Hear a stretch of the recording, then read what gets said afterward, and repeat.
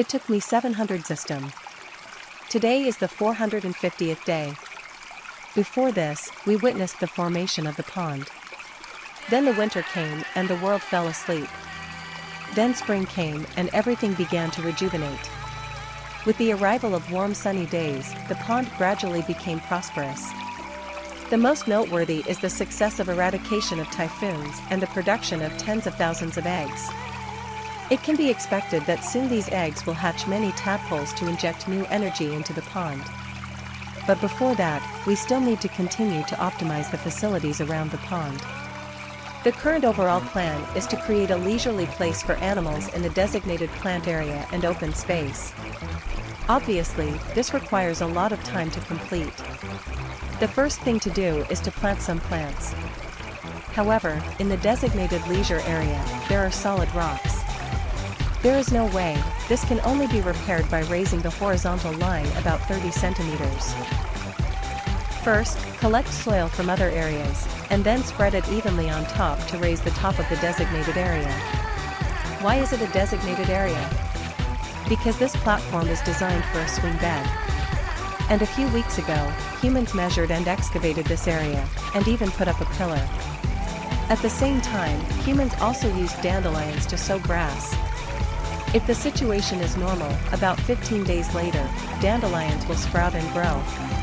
Interestingly, when humans spray sweat, animals are also quietly watching. For example, the small deer in the front, a flying bird on the fence, and a small tree frog. These guys are hard to see during the day, because they mostly like the old King's View. Soon, the night fell again. After the heavy rain stopped, the night returned to the hustle and bustle of the past. Of course, this mainly comes from the ball party of cicadas and spring rain frogs. Speaking of ball parties, the recent situation is a bit different. Tonight, at least 50 cicadas are scattered around. This is much more than the previous night. In a scream like a kadai, a magnetic cicada was attracted. It slowly jumped to the shore. Oh no, there are at least 50 cicadas down there. Not long after, the magnetic cicada was ready to dive into the water. Seeing the cicada, the male cicada locked it like a hungry dog. But there are few wolves and few meat. It is not known who will succeed for the time being. But not far away, there is one more strange thing. There is only a male green frog holding a male cicada. And this male cicada is mating.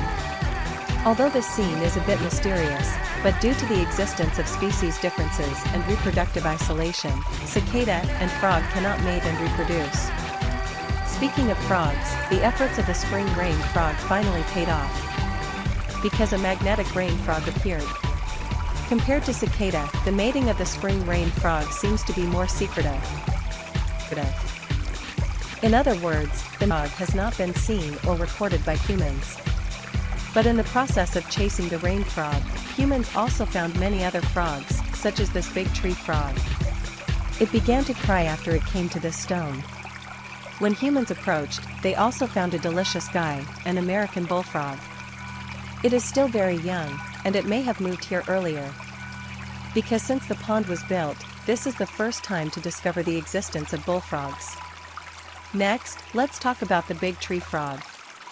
This guy looks like a tree skin on the stone. Only on this night, there are more than 80 frogs around the pond.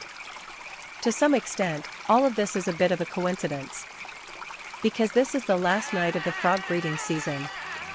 The mating of the frog must be completed the next day.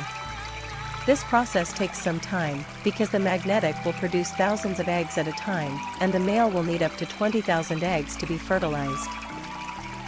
The pair in front of me is the last nest in the confirmed 9 nests. This means that there are at least 180,000 eggs in the pond. Although there is a good start, but it can be said that only about 1% of the eggs will survive. This number is quite small. And all the great things are done in just a few weeks. Due to the difference in the production date, the smallest batch of eggs is less than a day old, and the largest one has become a tadpole. At this time, they are looking for their mother. But they are not the only newly fertilized creatures. During this period, the male bird has been anxiously guarding its own nest.